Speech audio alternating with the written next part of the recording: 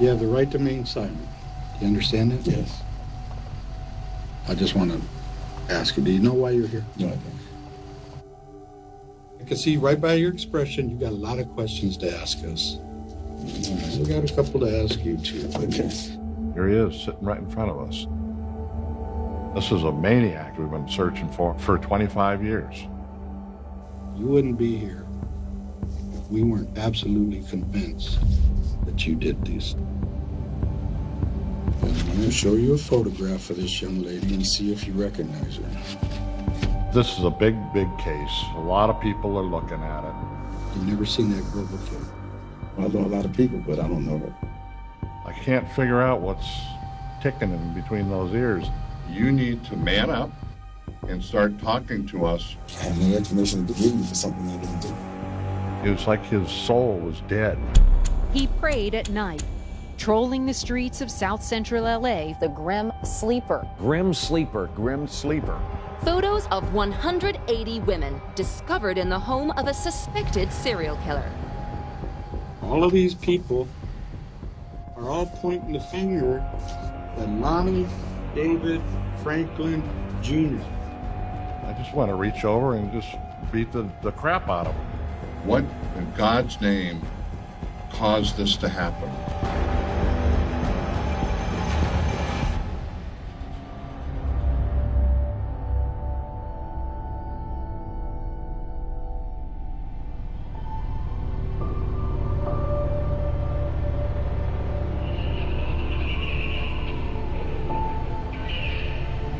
In Los Angeles, over the years, we had so many murders. There were days when we'd have 3 murders in a day, over 1,000 murders a year. November 2001, I was wondering, how many cases do we have that are unsolved? Why are they unsolved? And what can we do about it? My name is Cliff Shepard. I was a Los Angeles Police Department homicide detective. Okay, let's do it. You don't want the whole story, do you?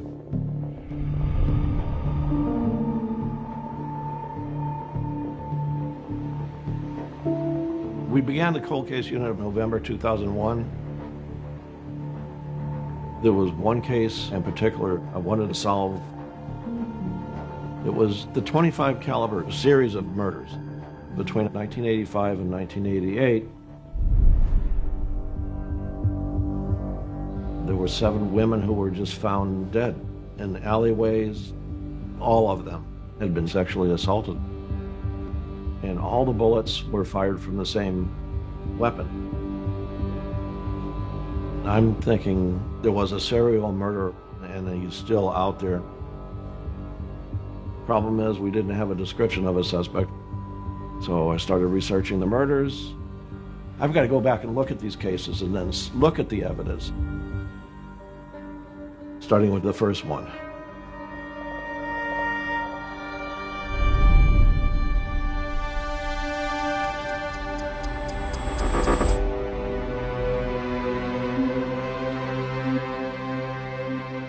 A woman's body was found in an alleyway near Vermont and Gage. She had been there for days. She was badly decomposed. She's been shot 3 times into the chest. The bullets were fired from a .25 automatic. The detectives had the bullets recovered from the body, but no shell casings. It appears that her body had been dumped at the location.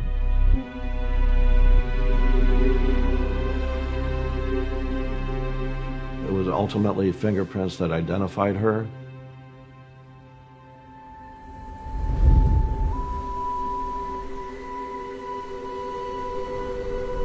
I was a mama's boy. I always wanted to be with my mother. She was very loving and nurturing towards me and my sisters. One day, I went to my mother's girlfriend's house.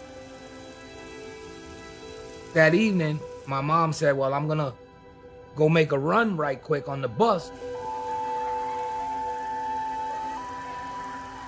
A couple of days went by, and that's not like my mother to just disappear.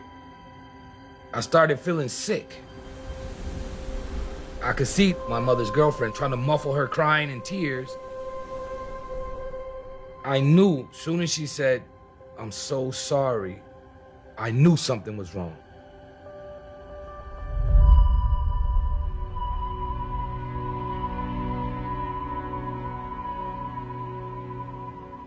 My mother was killed when I was 12. It hurt me a lot, because my mother wouldn't hurt nobody.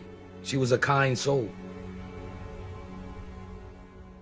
And that's what bothers me.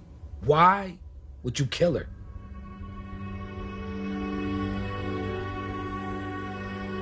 You know?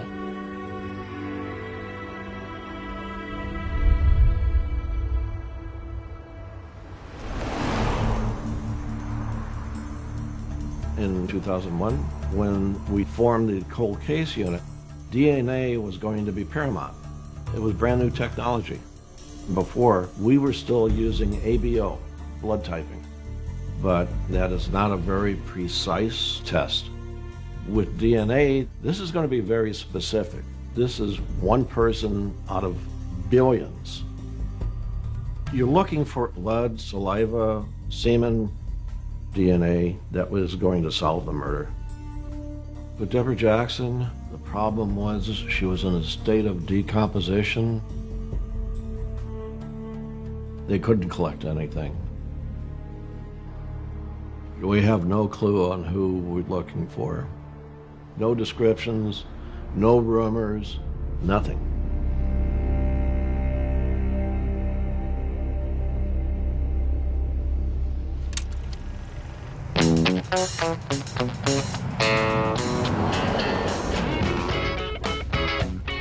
I met Lonnie Franklin at a street race, and that was like in '69.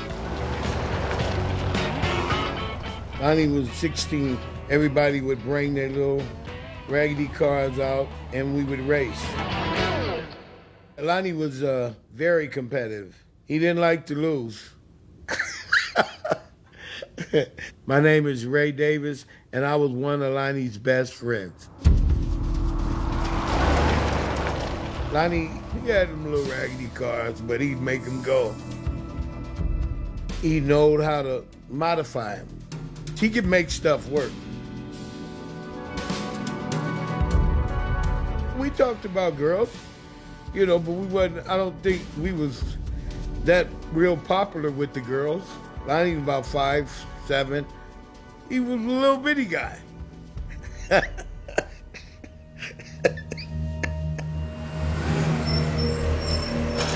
Years later, Lonnie became a sanitation guy. A lot of people would put car parts out by their trash can. And then Lonnie would come back with his little truck and get the parts. That was his game. That was part of his game, anyway.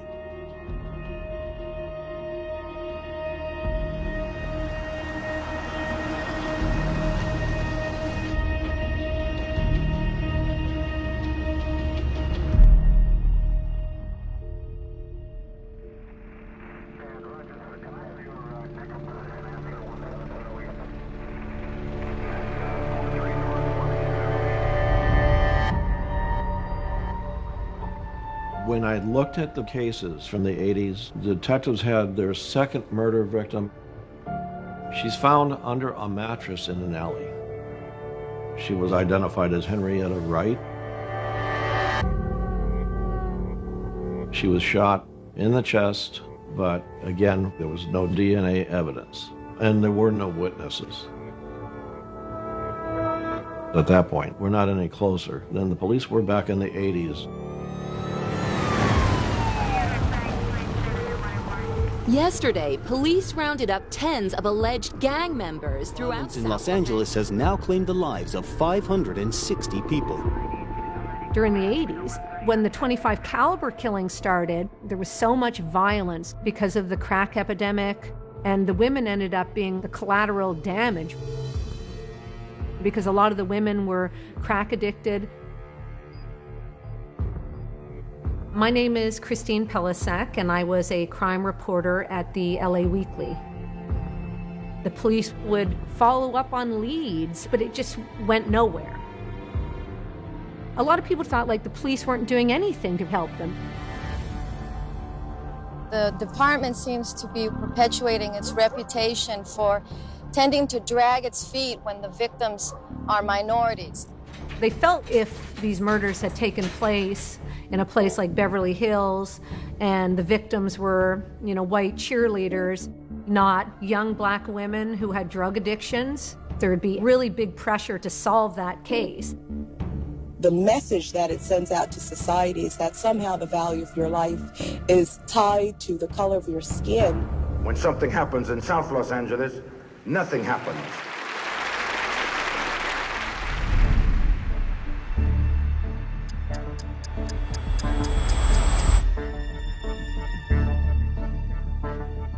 With the .25 caliber killer, going back over the murder books and looking at the information developed in the 80s, on January 10, 1987, an anonymous caller places a call to the police.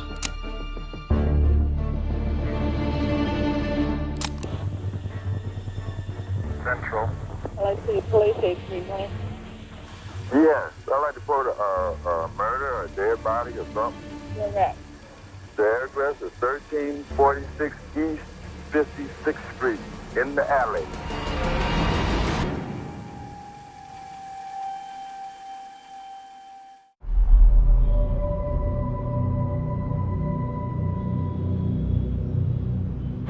How long ago did this happen?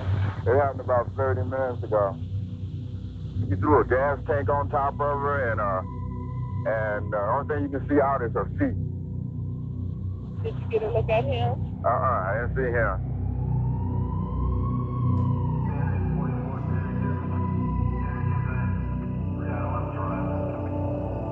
Police found her body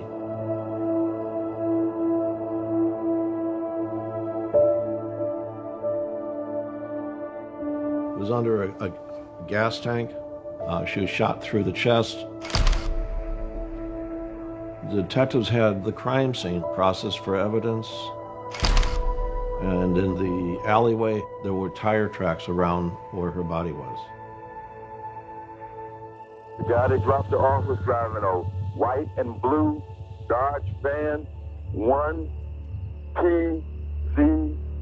The van was registered to a church about 2 miles away from where the body was. The van was there. The engine was still warm.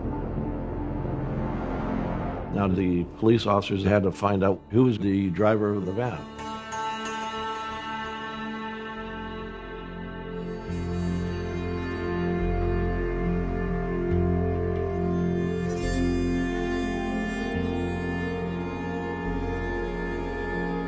It was a Saturday morning.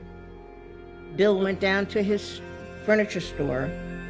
The detectives came by and told him that his daughter, Barbara, had been found dead in an alley.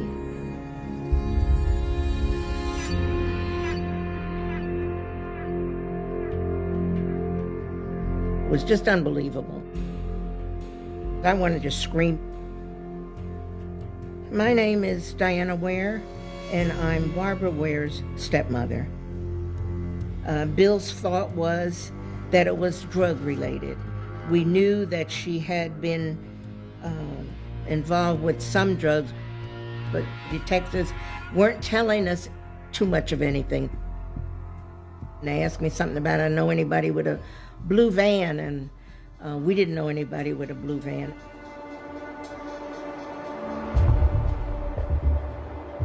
People were present in the church when the officers arrived. A couple of them had access to the van, and they were interviewed. Gunshot residue tests were conducted, but didn't yield anything. Nobody could provide any additional information, and they were eliminated as being involved in the murder. However, the van was impounded. It was processed for evidence. The tires were attempted to be matched to the tread pattern in the alleyway, but they did not match. Also, there's no blood found in the van. Without any hard evidence, the case was unsolved.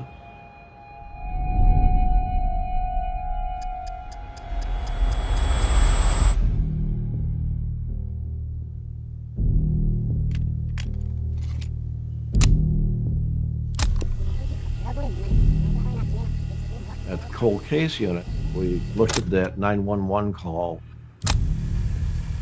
Yes, I'd like to report a murder, a dead body, or something. I'm thinking some of the things that the caller said didn't make any sense. The guy that dropped her off was driving a white and blue Dodge van, 1PZT7. The alleyway had no lights.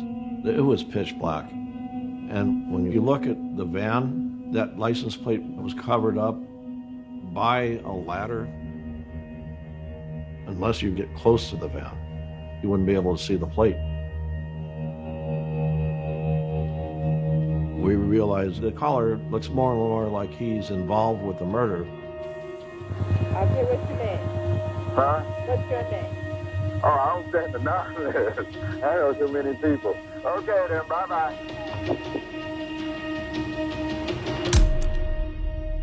I said, that's him. I mean, that's gotta be him. Why is this guy calling in? Is he toying with the police, trying to throw us off? I think he wants to prove that he's better than the police are. And so far, it's working very well for him.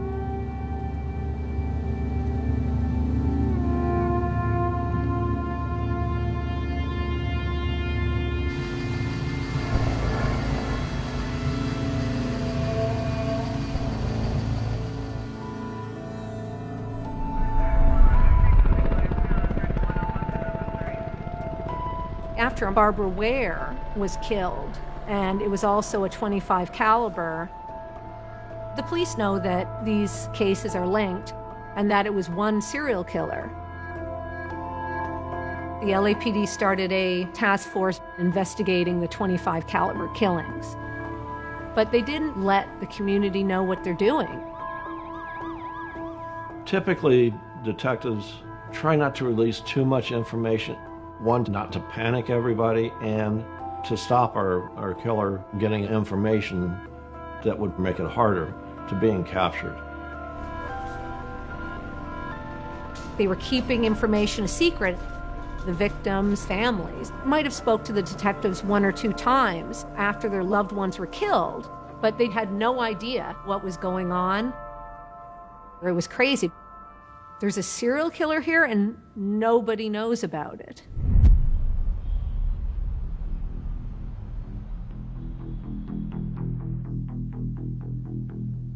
In the early 80s, Lonnie had got married. He had married Sylvia. They ended up having 2 kids, Crystal and Chris. At that time, he was living a regular life, happy. When he working on cars, his son would be there with him, just regular. But he got a secret. Every other day he would talk about he met this girl and he met that girl. We would say, man, you ain't met nobody. We like, man, I can show you the pictures. But the thing about the pictures, a lot of the pictures never had a head on them.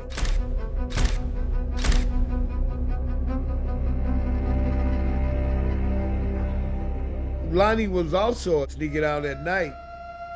Most of the people that he met was basically people that was on drugs.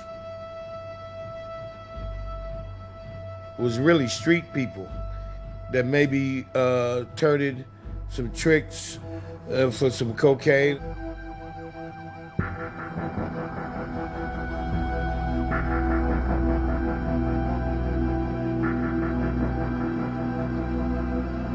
He gave everybody a name, a nickname.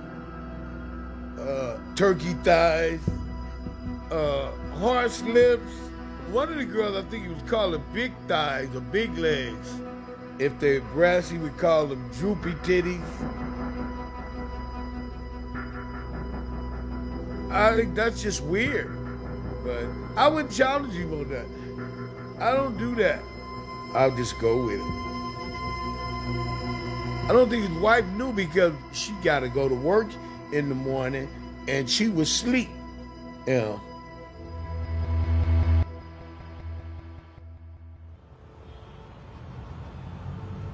After Barbara Ware's murder in 1987, there were 3 murders, one after another. It appears he's getting more and more bold. Bernita Sparks, bodies discovered in a dumpster behind a church. Mary Lowe was found in an alley that was around 92nd and Western. And then Lucretia Jefferson's body was found underneath a mattress in an alleyway.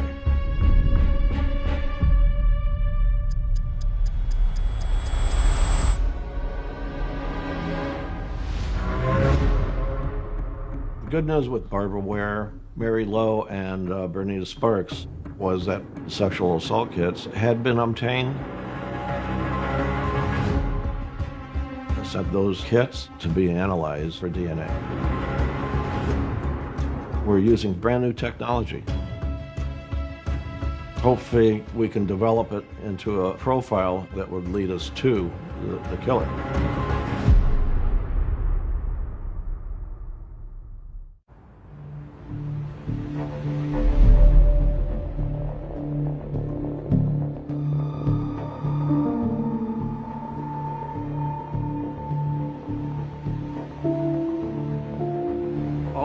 Victims are found within a 4-mile radius.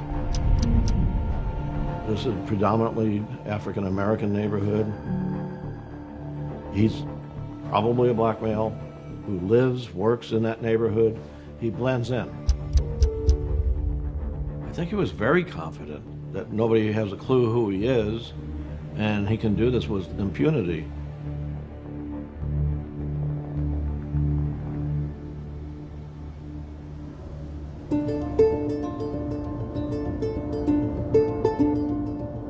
This is 81st Street. We live right 2 blocks away on 83rd Street. So this is the house right here that Lonnie Franklin lived in, except for at the time it was this very loud, almost lime green color. A lot of things went down here in this house, I'm pretty sure. My name is Tamia Bowden, and I was neighbors with Lonnie Franklin. He fixed up cars and sold them. He was a go-to guy. If you needed help with anything, he would fix the kids in the neighborhood's bicycles if they broke, take old ladies to the grocery store. My kids called him Uncle Lonnie. He had a lot of friends. Everybody knew him. He was always joking and laughing. When you consider somebody a friend is there when you up and when you down. And Lonnie was there no matter what I did, what crazy I did, he was always there. And I don't think that nobody in that community would say that Lonnie didn't help them. There was never any suspicion of any danger.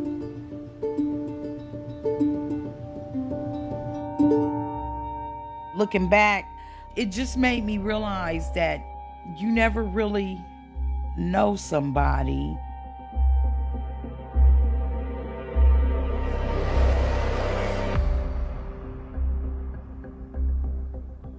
In 2003, I got a surprise.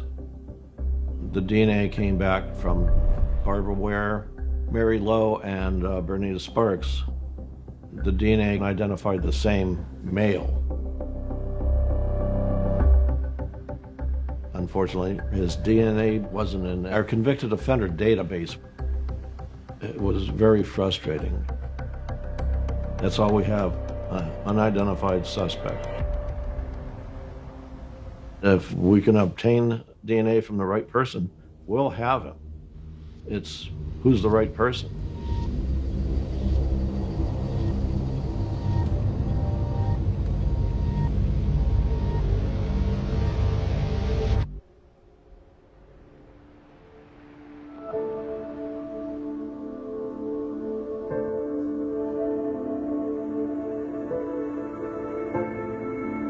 My daughter was my heart. She was 6, 7 years younger than my oldest kids. I would take her with me wherever I go. From day one, my daughter and I was inseparable. She had an infectious smile. And her being a baby girl, daddy's girl, she got spoiled. We call her Moo, was her nickname. My name is Donnell Alexander, and I'm the middle brother of Alicia Monique Alexander. It was just wonderful having a little sister. It really was, you know. Well, her personality was very outgoing. She's always open to new friendship. As a young girl, she was very studious. But before she got out of high school, she got caught up with some bunch of other girls that influenced her. Getting caught up in the street elements, she had cut school. She began to drift. I've always made a point of letting my kids know, stay away from this, stay away from that. But I couldn't do it all. She just got too tough for me.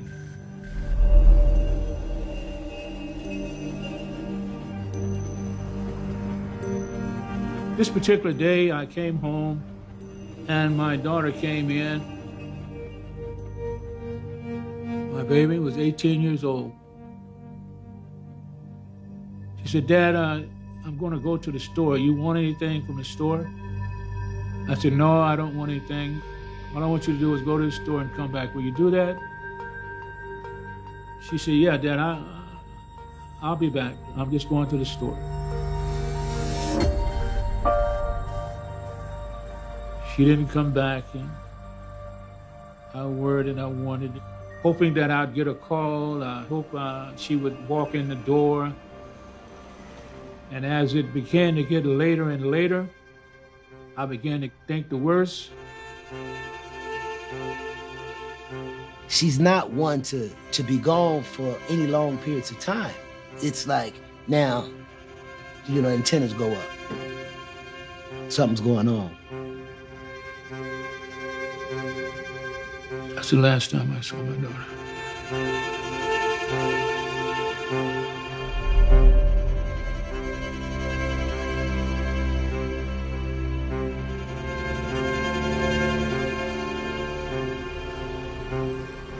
Some boys saw a foot sticking out from underneath this mattress. Police were contacted. She was probably there for a few days. She was almost totally unclothed. Her head was propped up on a tire. You wouldn't have been able to recognize her. She was badly decomposing.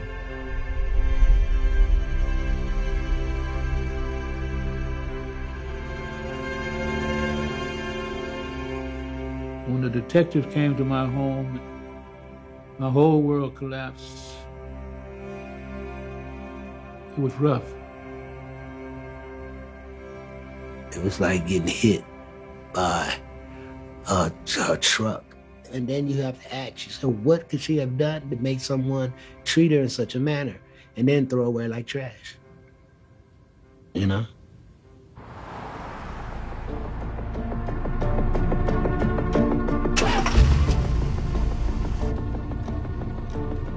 With Monique Alexander, we have a witness. She was last seen around 67th and Normandy. She was seen exiting the liquor store and then gets into a car. The witness recalls that it was an orange or rust-colored, and he didn't see who the occupant was. Right then, I'm thinking, that's our killer, and that he's murdering these girls in a car. He's in the driver's seat, practically touching them with the barrel of the gun. It also explains why we don't have any casings at the scene. They're still in the car.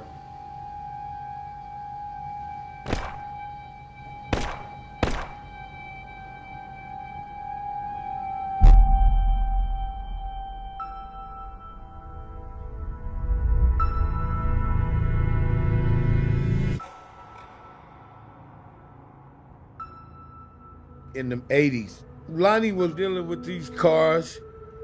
People would come and sell at a good price. Where they got it from, we don't even care. We just buy it. You know, if it was stolen, Lonnie didn't care. Lonnie would tune them up, do the brakes, change the engines, and then he'd end up selling them. This is what I didn't understand. He kept changing the interior in them cars.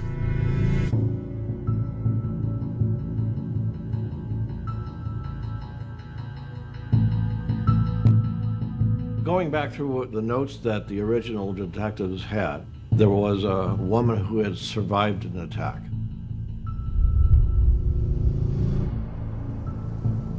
She described an orange Ford Pinto as being the man's vehicle. You know, we were excited, okay, so we need to talk with her.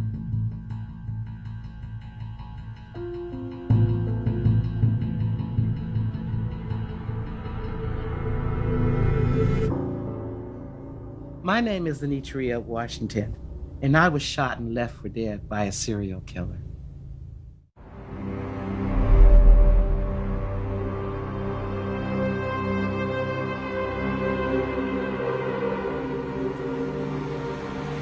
It was a Saturday, around 4 or 5 o'clock in the evening. I had just got off work. I was going over to my friend Linda's house, and we were going to a party.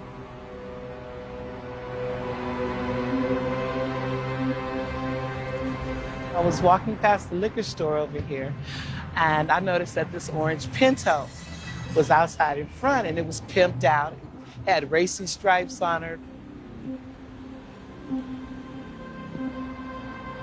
The guy said, "Oh, you was looking at my car. Can I take you where you go?" I said, "No, I'm going right here, and then I'm going to a party."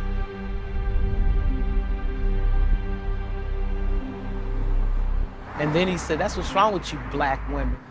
Nobody can never be nice to you." And I was like, oh, wow. And I'm thinking, because, it's only around the corner. If that'll keep him from having his feelings hurt, I can do this. And then I got in his car.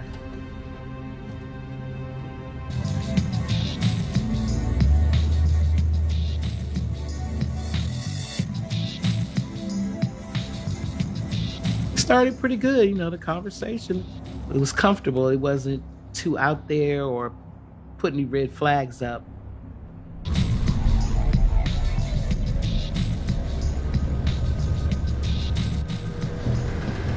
And then he made this left turn instead of keeping straight.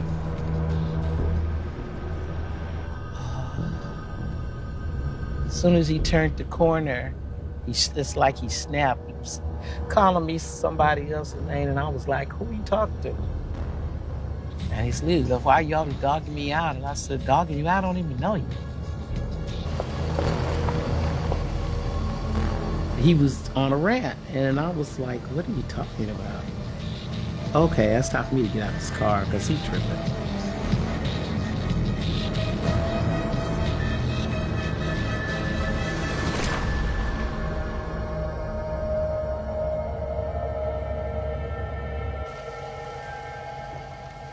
And I was like, oh shit, what happened?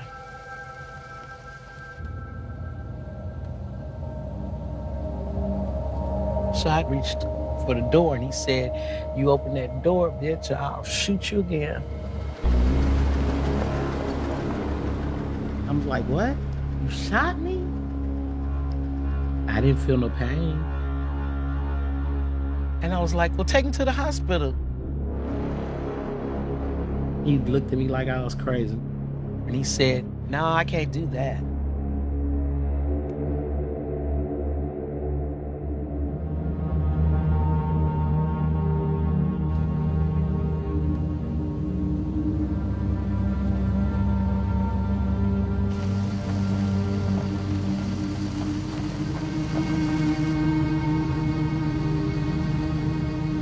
I blanked out a while.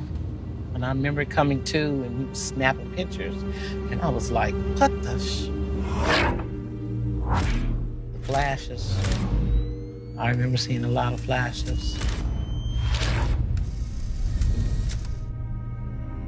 Well, I remember passing out again and waking up to him being on top of me. You know, my panties were torn. I got raped by him.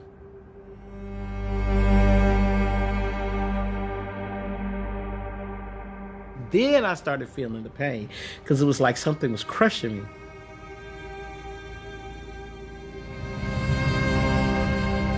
And I was like, you know, get off, I can't breathe. As soon as he started to take off, I reached for the door to try to get out, and he pushed me at the same time the door went open. And I rolled in the street.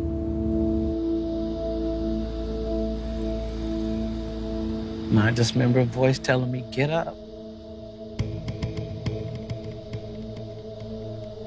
I was disoriented. I really didn't know where I was.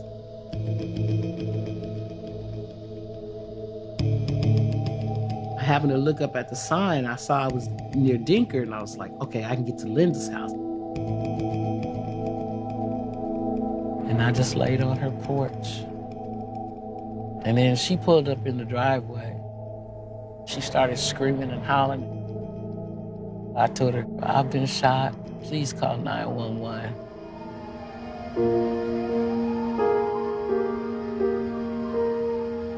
And I was taken to the hospital.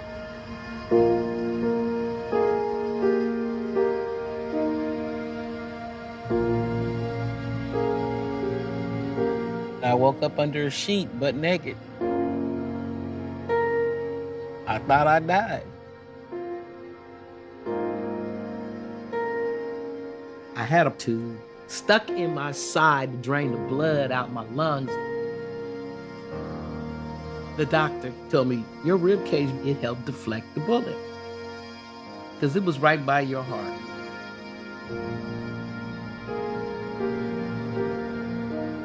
I was like, thank you, Father God.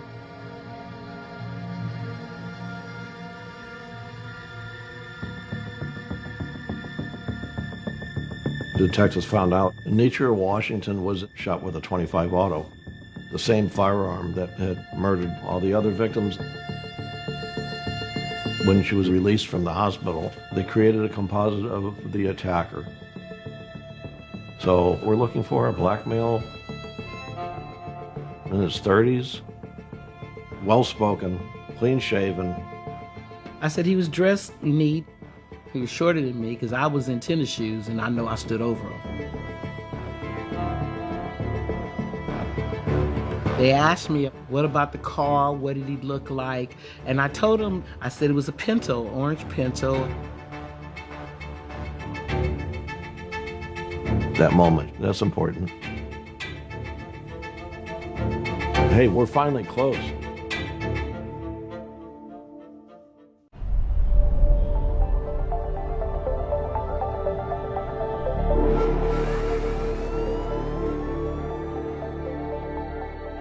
Because of Anitria's information, at least 50 police officers conducted surveillances in South Los Angeles to do stops. They were looking for an orange Pinto in that neighborhood.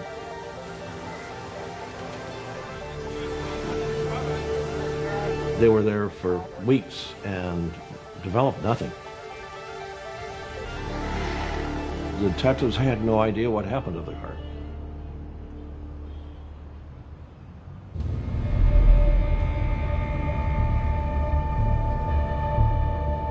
few months after Anitra was attacked, a LA County sheriff is caught with a prostitute in a car by LAPD. Ricky Ross was heavily intoxicated, and the girl in the car had said that they had smoked crack. He denied it. He basically said, hey, look at, so I've been drinking, let me go, I'm a cop. But the girl in the car had said she was afraid of him and said that he had a gun in his trunk. They go in the trunk, they find a 9mm. Ross is arrested. So they end up testing the gun, and it comes back as a match to the bullets from 3 murders of 3 women.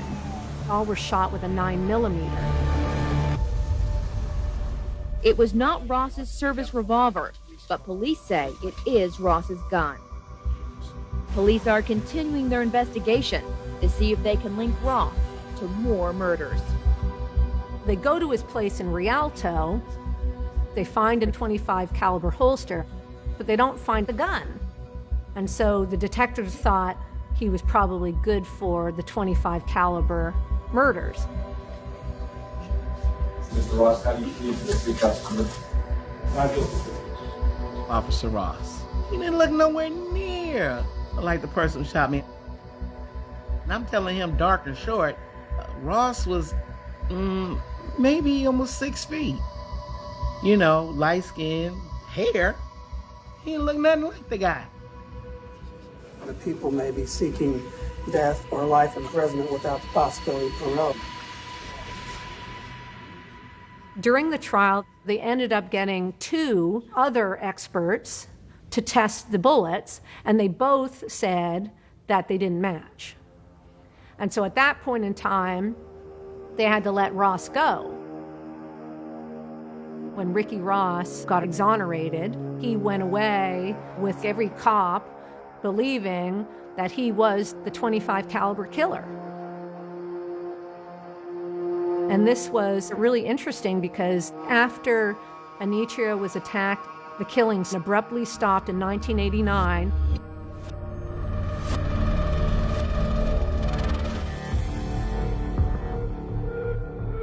As a result, detectives closed all the boxes, put them in storage, and then just moved on. I always thought it was going to be a mystery. I didn't honestly believe they was ever going to catch him.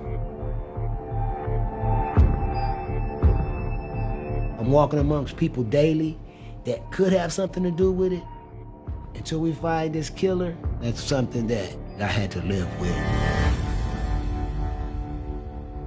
But I told my mother that no lie could live forever. I remember telling her that. And I thought that one day the truth would come out.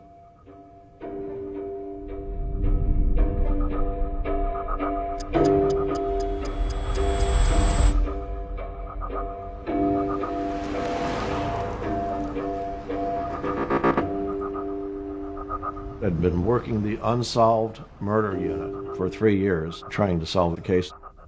And we're not any closer. It was very frustrating. I'm thinking, with so much time passing, is this guy still in the area? And then late 2004, I got a surprise. There was a DNA match to a woman who was murdered in 2002. That kind of caught me off guard. This guy's still out there. The race was on. This guy's still murdering. We've got to find him.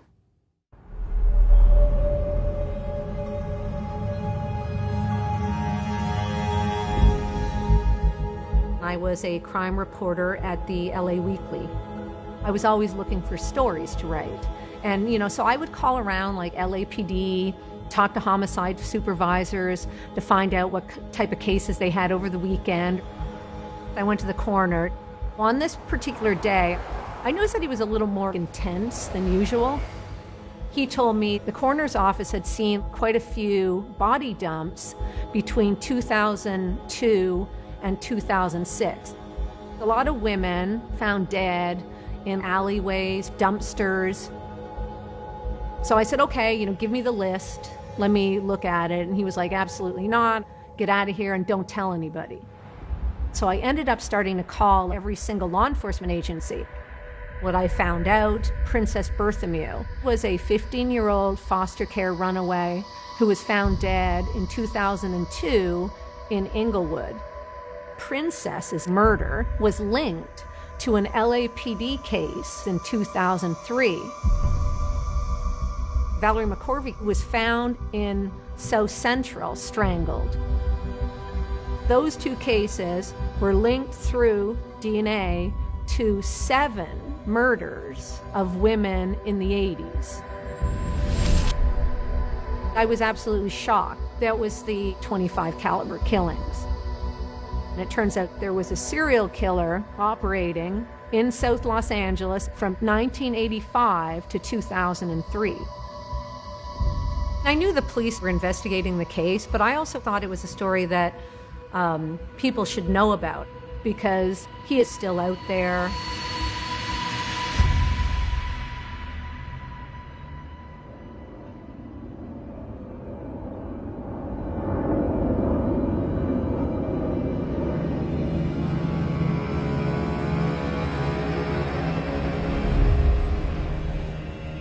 One day I was going by Lonnie's house and I saw the van. Lonnie had a mattress in the back. Lonnie had a girl in the van. I was trying to see what was happening with her. She was around 25 maybe. I had recognized her. She was hooking down on Western. Not too far from Lonnie's house.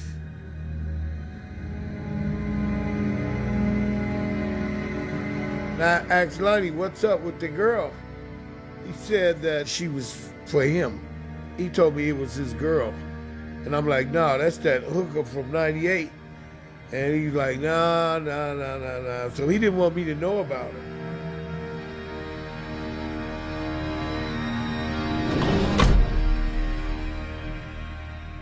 Well, I don't know if they was having sex in the van or what they was doing in the van. But after I saw her with Lonnie, I never saw her again.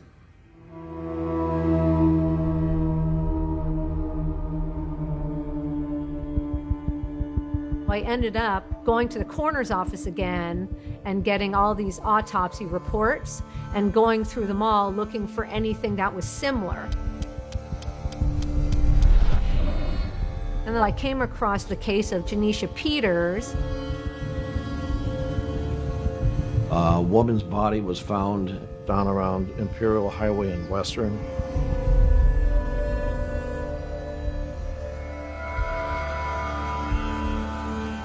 A homeless man was going through a dumpster and tore open one of the plastic trash bags. When he did, it exposed a hand.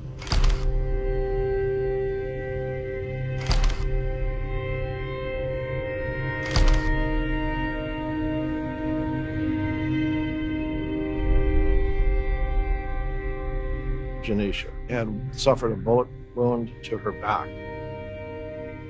The coroner believed that paralyzed her. Problem was, whoever shot her put her in the plastic bag and zip tied it closed.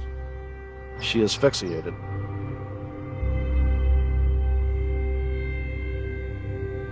They didn't find any kind of DNA at all on her body. But the killer, he had taken the zip tie and must have put it in his mouth, and he left his saliva on the zip tie.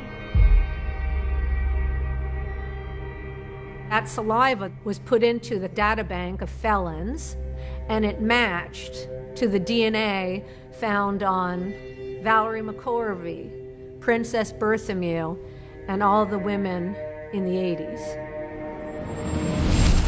At that point in time, the LAPD realized something's got to be done.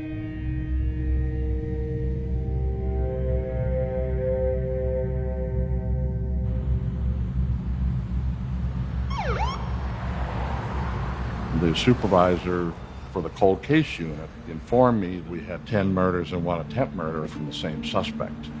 I'm just amazed. We've got multiple cases that are linked by DNA, and those that aren't are linked by ballistics. My name's Dennis Kilcoyne, Detective Supervisor, Robbery Homicide Division. And the Chief of Police decided a task force was going to be put together and implemented to investigate, and that I was going to be in charge of it. And the chief wants to immediately go public and tell the world that we've got a serial killer. And I said, we are less than 24 hours into even being notified of this. We need to get up to speed on what we've got. It's going to be kept quiet from the media. Thankfully, I talked him out of holding press conferences. Now it's time to get things rolling. And so I hand-selected the people that are going to come and work it. Cliff was one of the detectives that was selected. He'd been in the cold case unit working on this for 3+ years. I was very excited. The task force would give us more people to track down more evidence. Our killer's still out there, and he's going to make a mistake.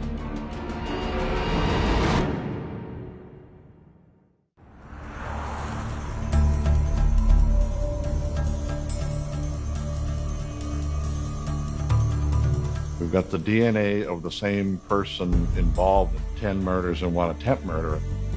We've got a beautiful DNA profile, but you don't have a name and face to go with it. Our suspect is not in the California Convicted Felon Data Bank. I'm looking for more evidence that will lead to identifying this guy. It was going through haystacks looking for that needle. In the way I looked at it, we need another avenue to explore.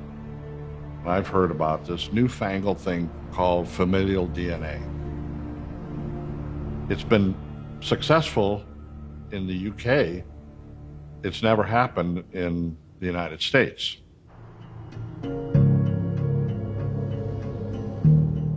Dennis Kilcoyne came up to Sacramento to discuss the case with me. My name is Jill Spriggs, and I was the bureau chief with the California Department of Justice. Male DNA comes down through your father's genetic genealogy. Father, the son, the grandson will all have the same male DNA type. So what we are looking for is a male relative of our serial killer in the Convicted Felon Data Bank. It was controversial in the fact that the data bank was not developed to find a family member. So we're invading their privacy to get to the next step, to get a relative. I have to go to the LA County District Attorney. We have to convince a lot of people that this is a necessary thing that needs to be tried. This case, it was a homicide, it was a violent crime, and all their leads had been exhausted. Met all of our criteria, but there were issues involved. We had developed the software, but we had to validate it. That could take 6 to 9 months. We had to tell them to be patient, to let the scientists do their job, and take our time to ensure everything was done correctly.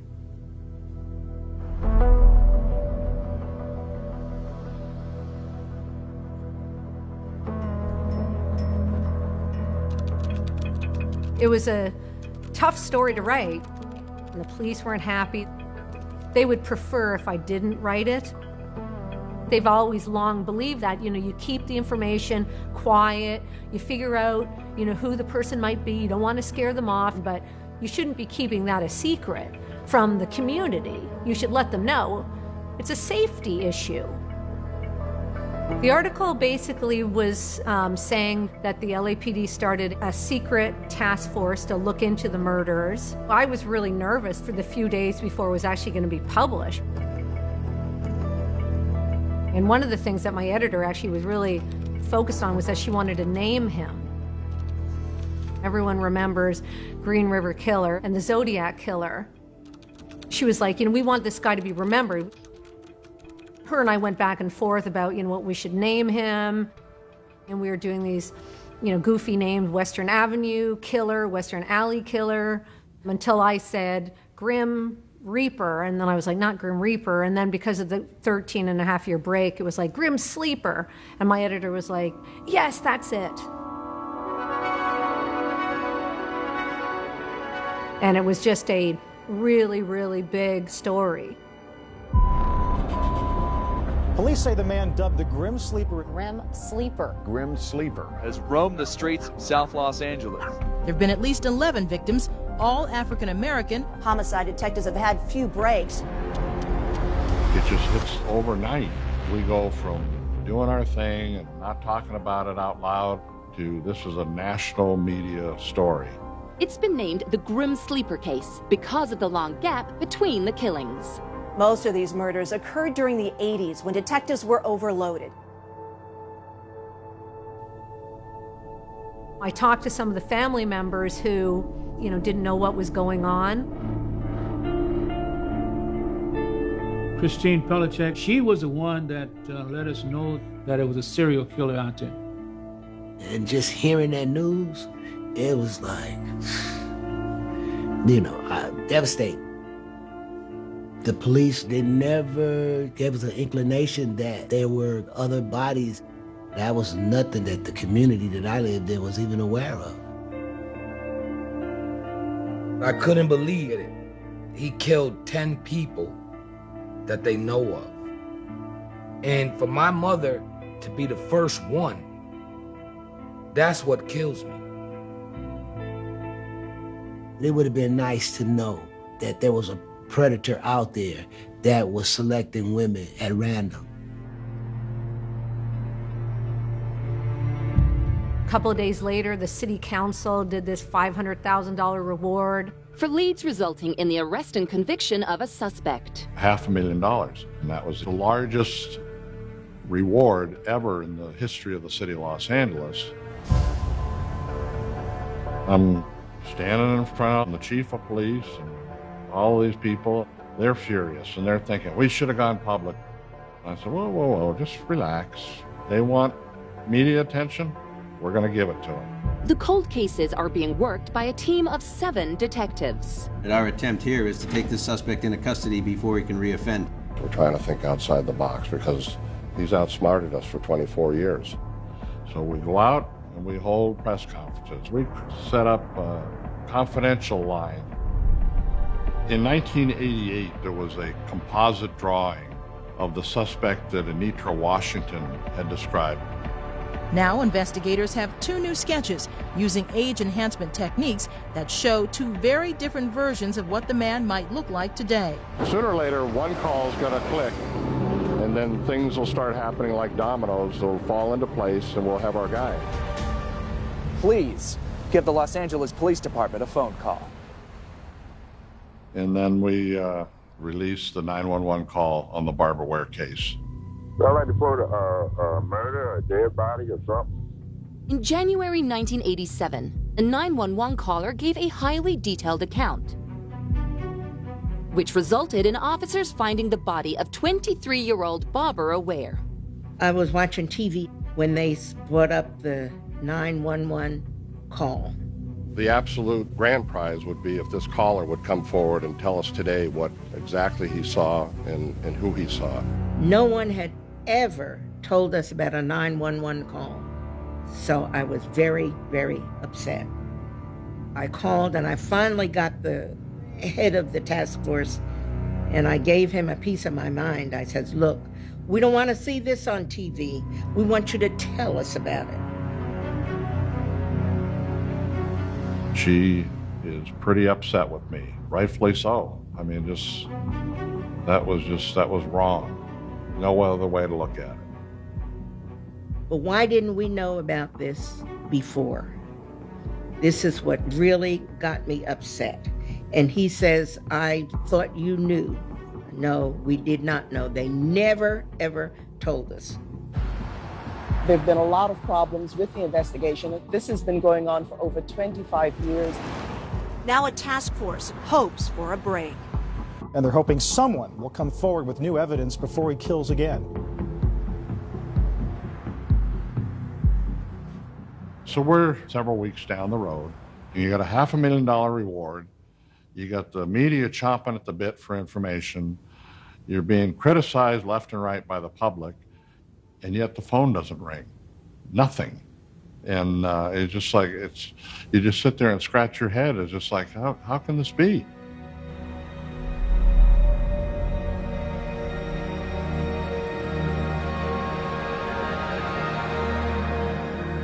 So we've been beating our head against the wall. We're getting nowhere. The end of June of 2010, Jill got a hold of me.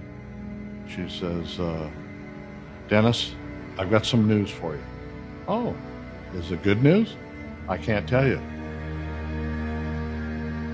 I said, I need someone to pick me up at the airport. You need to take me to the Los Angeles Police Department crime lab. You need to have a conference room waiting. I said, did we get a hit? And I said, well, you need to sit down, and I'm coming to bring you something.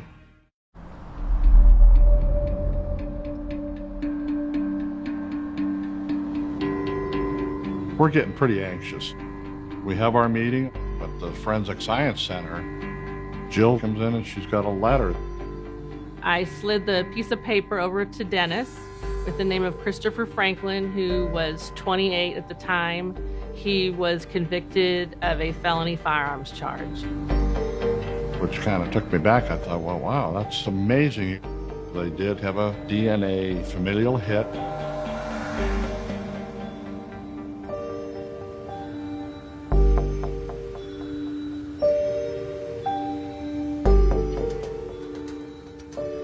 I'm Christopher John Franklin. I've always got in trouble for something. When I first got arrested, it was a possession of a firearm, an unregistered firearm, because it was a brand new gun. When I went to jail, they didn't have nothing. But they didn't tell me that I would have to DNA swab in order for me to get out of jail.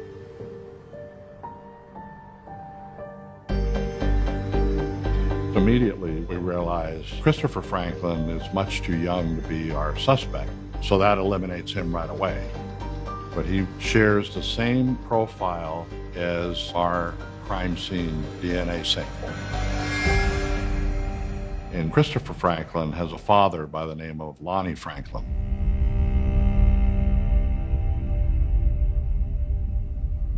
Relationship with my dad? I don't know, man. That's a hard question. Being with my dad was not fun. I mean, it's 3 o'clock in the morning, man, and you're supposed to be at school in the morning. We're pushing stolen cars down the street.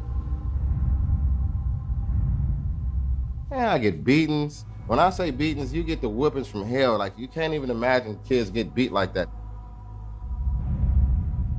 I just thought that he was just a mean asshole, but it was just that was his character. I get to see things. Seen a lot of stuff growing up, man. It's just my dad's a perv, man. Everybody knows that's Lonnie.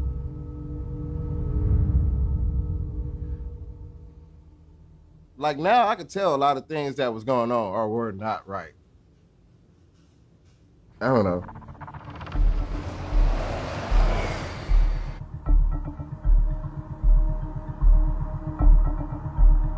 Now we had to go to work.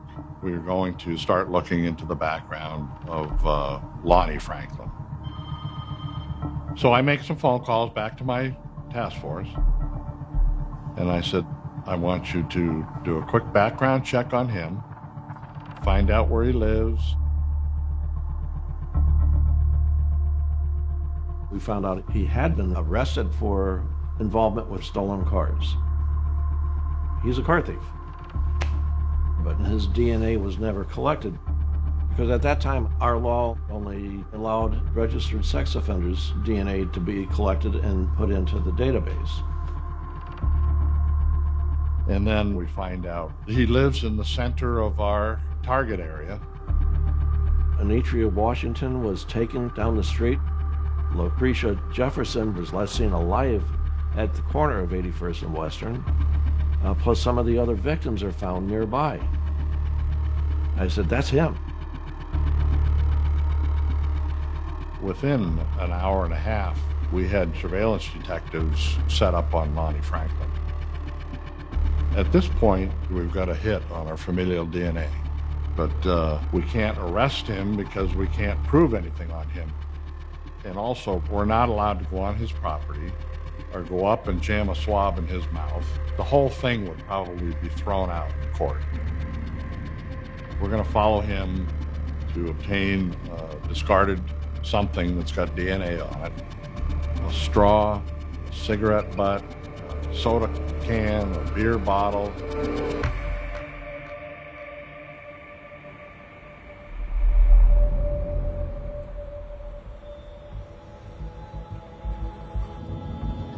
Monday, he picks up a lady friend of his, and they go down to Orange County to a John's Incredible Pizza. They're attending a kid's birthday party. One of the surveillance detectives had the presence of mind to go in, identify himself to the owner of the pizza parlor. The detective says, hey, look, we're watching a guy. Would you allow me to dress up as an employee? And the manager said, sure, go ahead. He is the permanent busboy for Lonnie Franklin.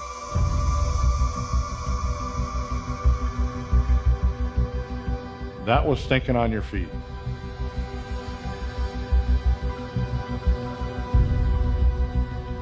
He collects the utensils from Lonnie Franklin and discarded food.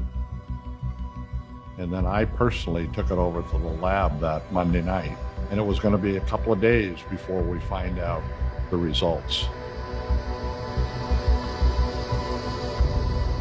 We're just on pins and needles for the next couple of days. But we continue to have Lonnie Franklin under surveillance.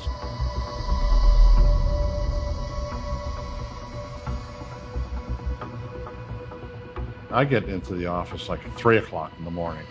I can't sleep. So about, I want to say about 7 o'clock, I don't get a phone call. I get a text message, which I thought was pretty lame. But from the lab director, he's your guy.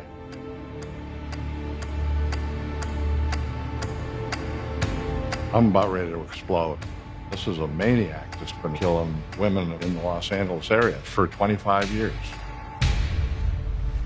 I'm thinking, this is historical for this city.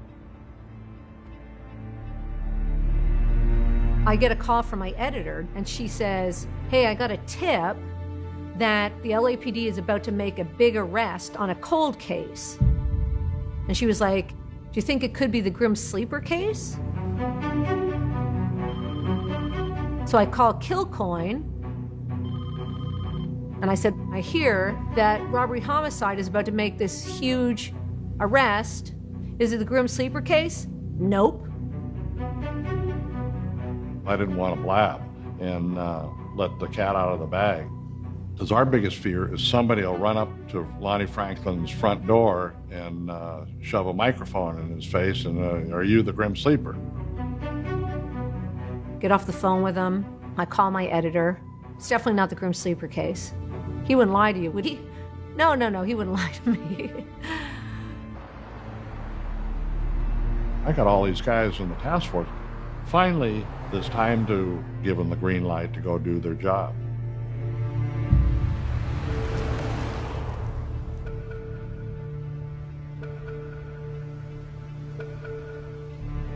Lonnie was outside watering the lawn.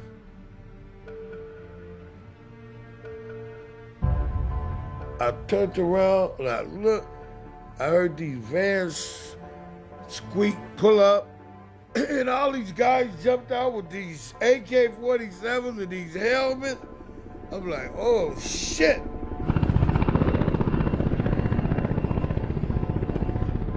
They rushed in and got Lonnie, and they started blocking off all the streets, and all these trucks came.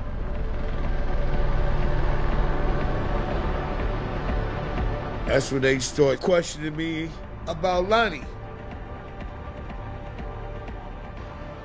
These dudes is talking about a murder. I almost had a heart attack. What do you mean?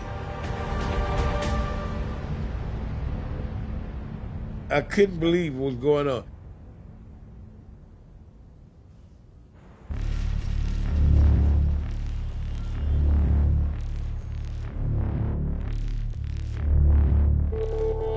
We got our guy. Here he is. No reaction. No, what am I here for? No back talk, nothing. You can't figure out what's ticking in between those ears there. I'm nervous as a cat, mostly because this is a big, big case. Before we get into it, I know I can see right by your expression, you've got a lot of questions to ask us. We got a couple to ask you too. Okay. We have been investigating a murder that occurred in 2007. Okay? And I'm going to ask you, show you a photograph of this young lady and see if you recognize her.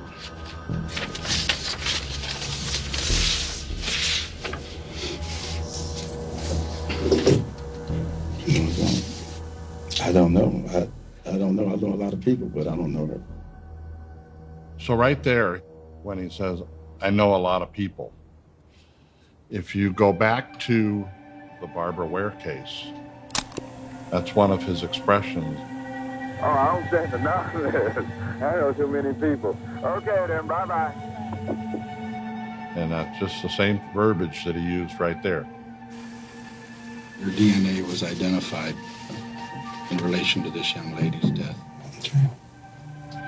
Okay? No, I'm just saying, that's what you're telling me, so that's all I can say. How could that happen? I don't know. It was like his soul was dead. He's just nothing there. In 1988, this young lady, Alicia Alexander,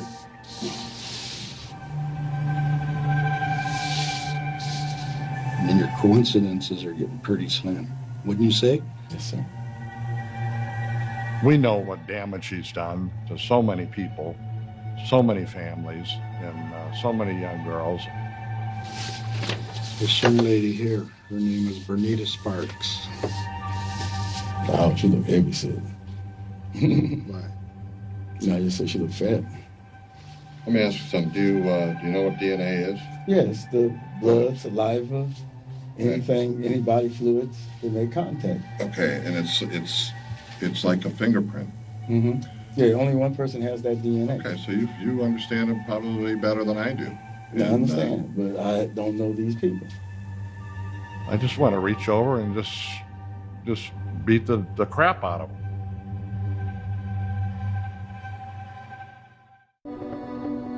You wouldn't be here if we weren't absolutely convinced that you did this to these young ladies.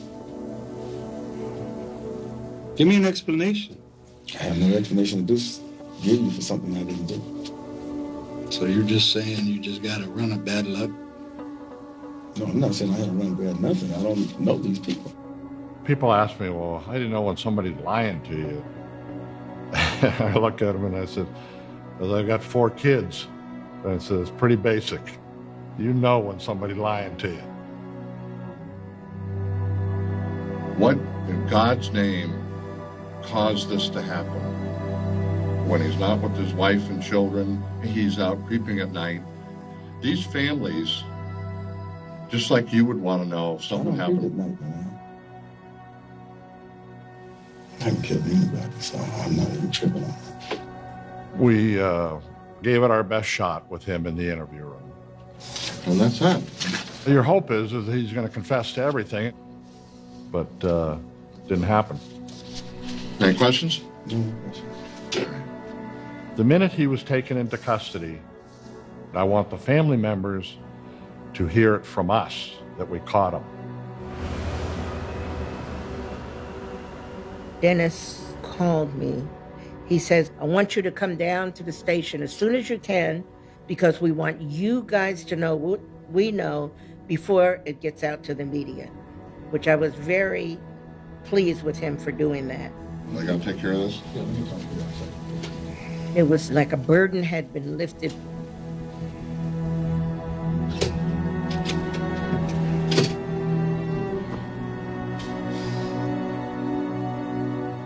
And now to Los Angeles, where the police say they've nabbed the serial killer known as the Grim Sleeper. Thanks to the recent use of DNA evidence and, even more importantly, 2 decades of exhaustive detective work, we have our suspect. A quarter of a century of killing is over, and now police say they can finally put a name to the Grim Sleeper. It's believed Deborah Jackson was the first to die. I'm just thankful that they did finally get the man, but it took them until I was in my 30s. So all these years, I had to live with not having a mother. She was young, beautiful, healthy. This man took her from us. I got to know, why would you do what you did? Was you mad that she turned you down for sex? What was it? To me, justice would be seeing his face and knowing that one day he's gonna meet his maker. I couldn't believe the distance that he lived from me. It was just walking distance from the house. This guy had to be Dr. Jekyll and Mr. Hyde because he could be in close proximity to everybody and nobody knew. 88, 2010, that's quite a few years.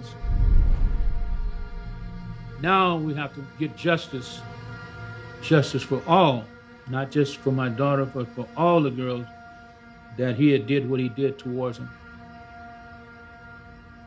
Neighbors and family members of the victims gather in South LA to watch as detectives comb this greenhouse on 81st Street for what police say is a quarter of a century's worth of evidence.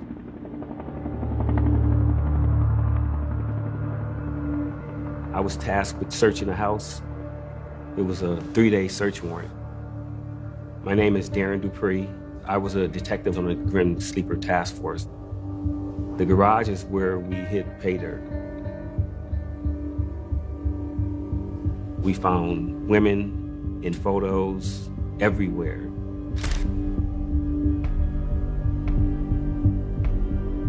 We've kept finding more and more evidence hidden in different places in the garage. And then behind a panel, we found a picture of Enitra Washington, who was a surviving victim. That's a picture that he took of Anitra laying in the car. She's got blood on the front of her shirt, and she's looks like she's unconscious. Holy smokes. It appears to be a Pinto from the interior. Corroborates what she's saying. I'll tell you what, if that's not some golden evidence, I don't know what is. Most of these women were shot with .25 caliber autos. In the residence, there were 2 small .25 caliber autos. One of the weapons was tested ballistically and was connected to the Janisha and Peters murder.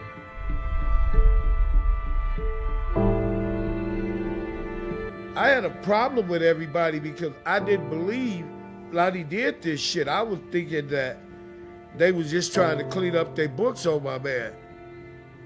What's your name? Oh, I don't think the I know too many people. Okay then, bye-bye. When they played that tape for me, I just dropped my head. I knew it was Lonnie then. That bye-bye, that's him. Gave himself up right there. Bye-bye. If they'd have played that call for me the next day, I knew who that was. Mr. Franklin, Lonnie Franklin, is that your true name? Yes, it is. When he got arrested, I did feel guilty. I felt guilty because if it wasn't for me, then he would still be out. You agree to have your preliminary hearing occur within 60 days, August 9th? Yes, I do. But then it was like, who would want a person like that out on the street? I never lost the fact that he was still my dad, but I did lose that love. You're not gonna cry about it. You're not gonna have no emotion about it. Nah, I'm cool. That's how I was raised. No bail. And it's hard to tell people that you meet these days, oh yeah. By the way, my daddy's a serial killer.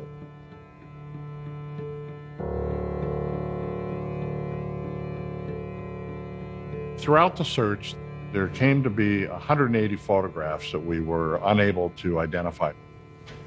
Are they alive? Are they dead? We had some posters made up of those, and then we were going to go public. Today, the LAPD is releasing these photographs to the public.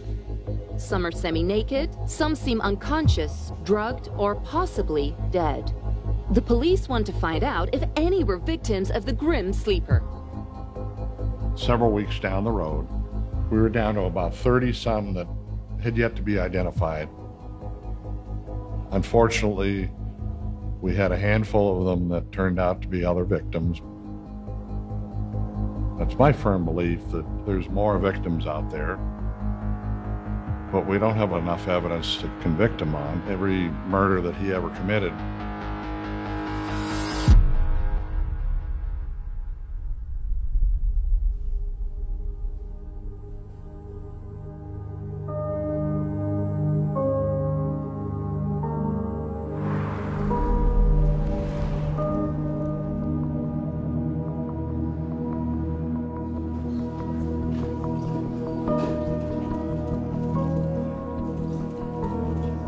I did want answers. I really wanted to find out why. Why did you shoot me? Or even these other women? Why did you kill him? You're a black man. Why would you kill a black woman? This was the perfect opportunity for someone who preyed on women, someone who knew the streets and the dark alleys by heart. LAPD then put me on this stand. I didn't have any reason under no circumstance to be lying about no bodies because I ain't had nothing to do with no bodies. You know, because a lot of people said, hey, you snitched on Lonnie. You're not snitching. You can't help him. And ain't nobody need no help. He did this, man. Hey, this is something that I gotta do to help these people out so they can get closure for this. I didn't feel anything for Lonnie. I couldn't feel anything for him. Lonnie never confessed. It would be nice to know, like, why somebody would do that. I think he had, like, this sexual compulsion in a way. Like, I think he was obsessed with sex. I don't think he could control himself. When someone does something... And I think that he hated women. I mean, that was his motivation to kill. You know, what brought that on, I don't know. Most of these victims have been dead for over 20 years. It's time that justice was served in this case. Sometimes there's just no sense to any of it. He looked like a man that had been through the wash. He was no longer the predator, now he was the prey. All right, I'm going to ask the clerk to read the verdicts at this time. I felt pity for him, believe it or not. We, the jury, in the above entitled action, find that on or about August 10th, 1985, the defendant, Lonnie David Franklin Jr., guilty of the crime of first-degree murder of Deborah Jackson.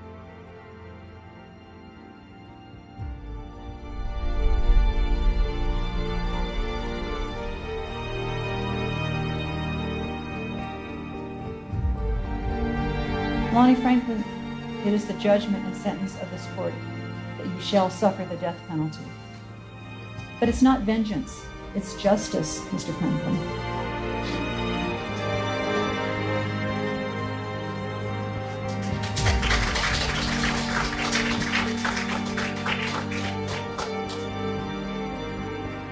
I was very proud with all the guys I had worked with.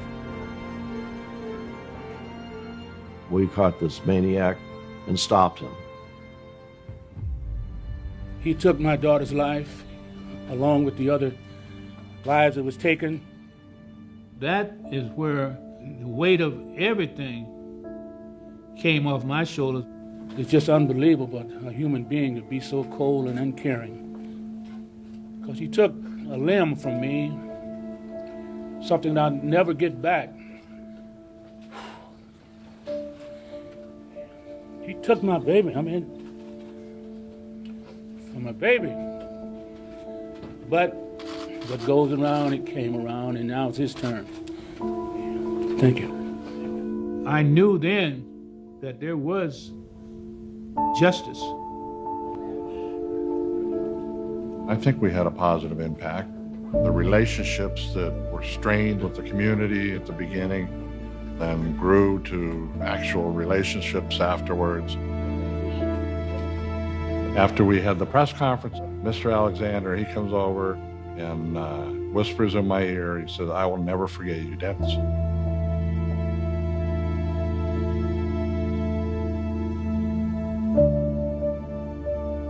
That was pretty good.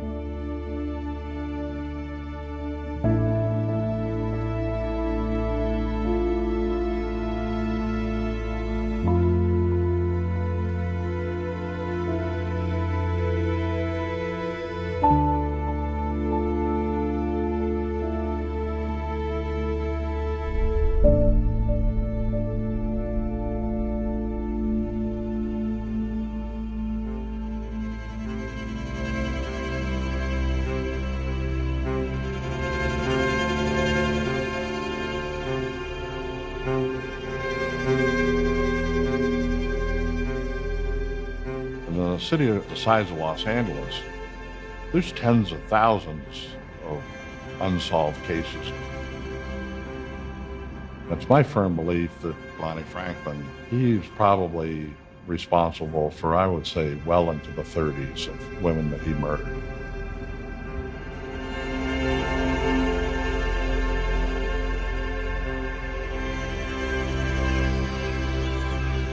Unfortunately, you're never, ever going to find those people. The landfills are filled with bodies, I guarantee you that.